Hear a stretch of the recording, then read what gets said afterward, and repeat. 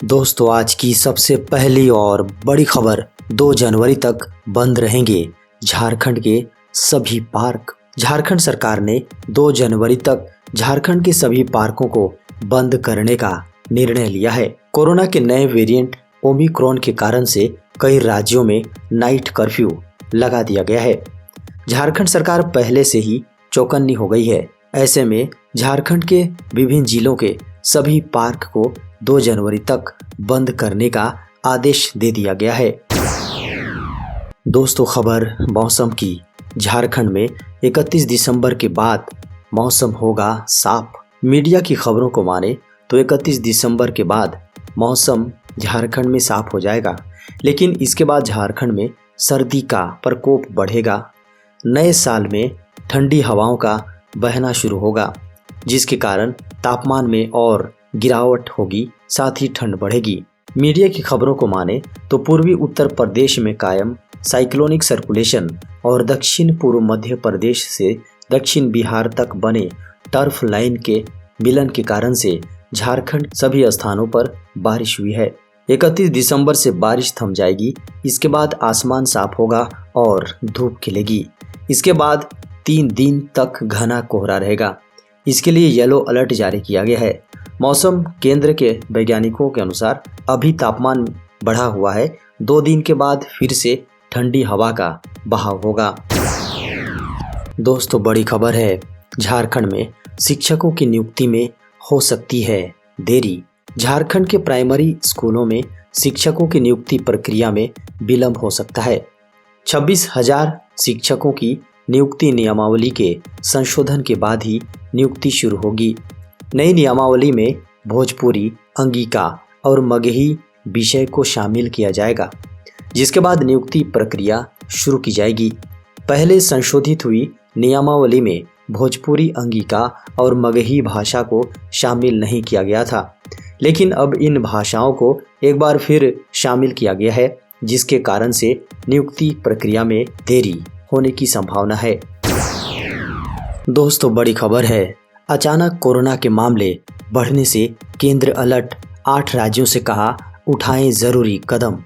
देश के 8 राज्यों में कोरोना मामलों में अचानक वृद्धि को देखते हुए केंद्र ने राज्यों को चिट्ठी लिखकर तत्काल एक्शन लेने को कहा है। खबरों को माने तो केंद्र ने दिल्ली, महाराष्ट्र समेत 8 राज्यों से कहा कि मृत्यु दर कम करने को लेकर अभी से आवश्यक कदम उठाए जाएं। दिल्ली में लागू जीआरपी मॉडल को पूरे देश में लाने पर भी विचार किया जा रहा है।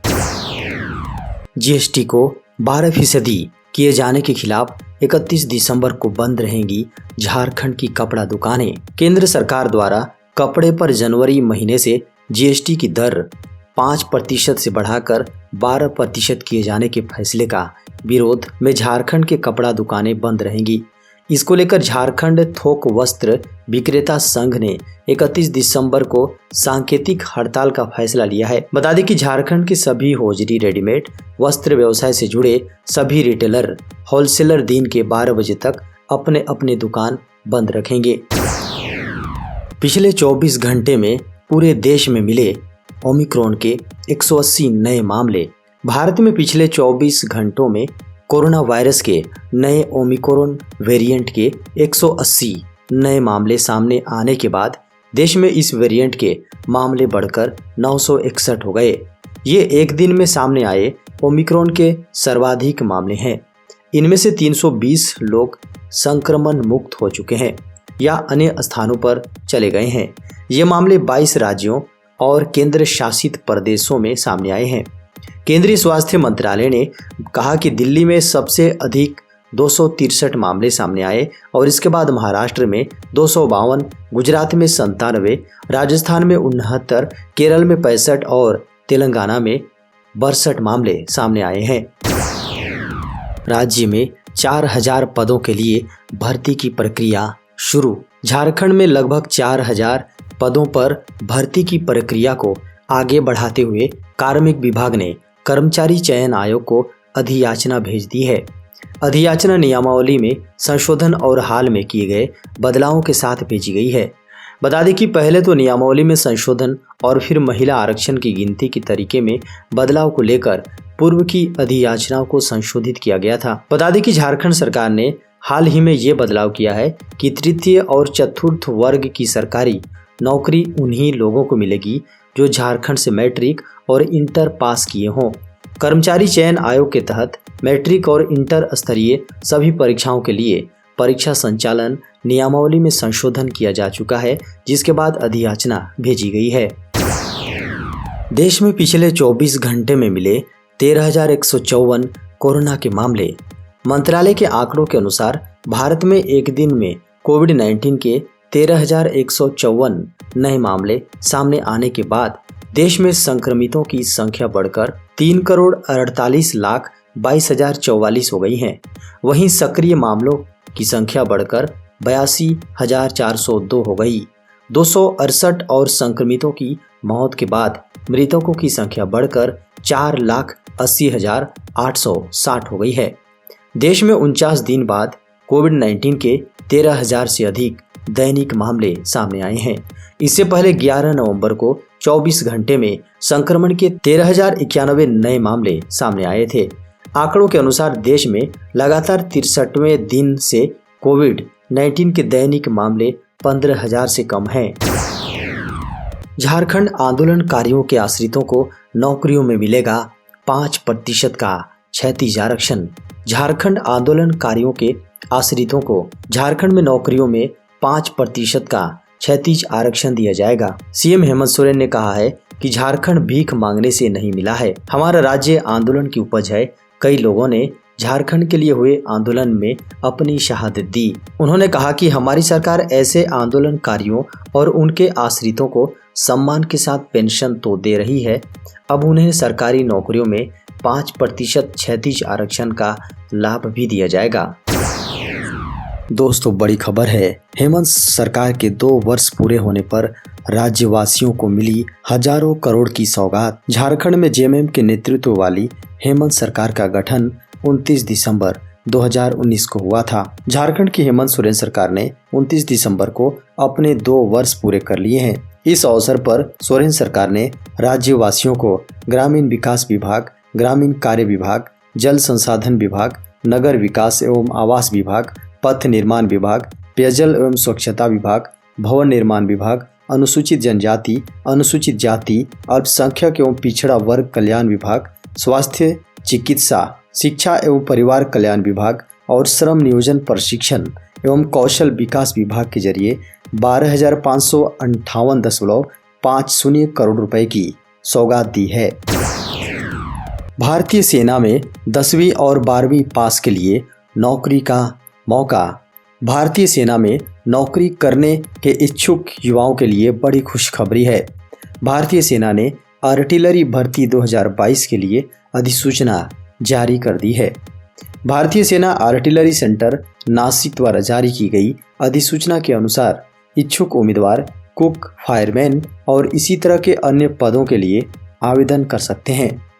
उम्मीदवार आधिकारिक वेबसाइट indianarmy.nic.in से आवेदन प्रक्रिया के बारे में अधिक जानकारी ले सकते हैं।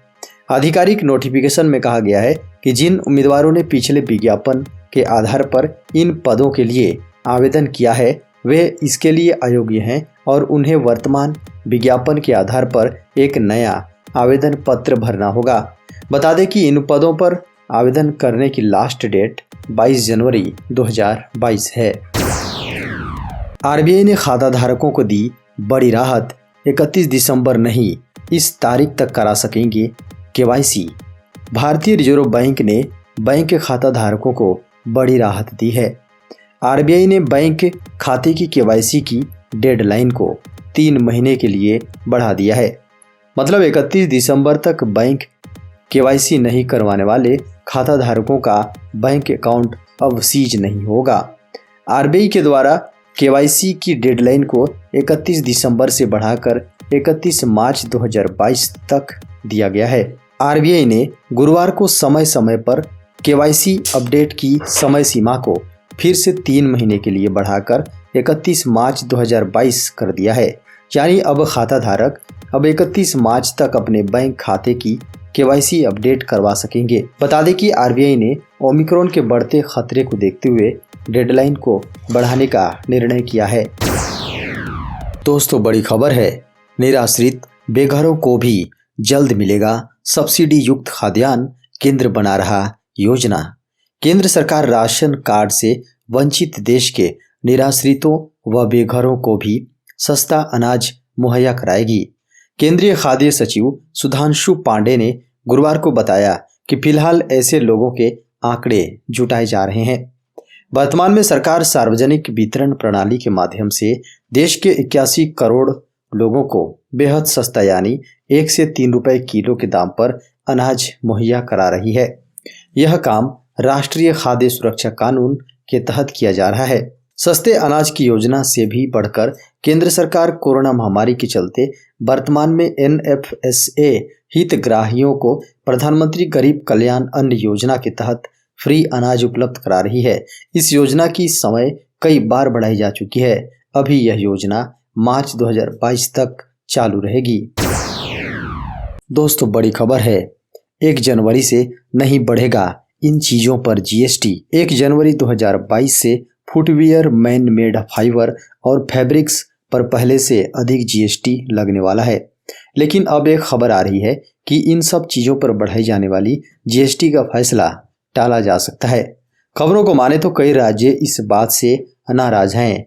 समझा जा रहा है कि आज होने वाली जीएसटी की मीटिंग में नाराज राज्य इस मुद्दे को जोर शोर से उठाने की तैयारी कर रहे हैं।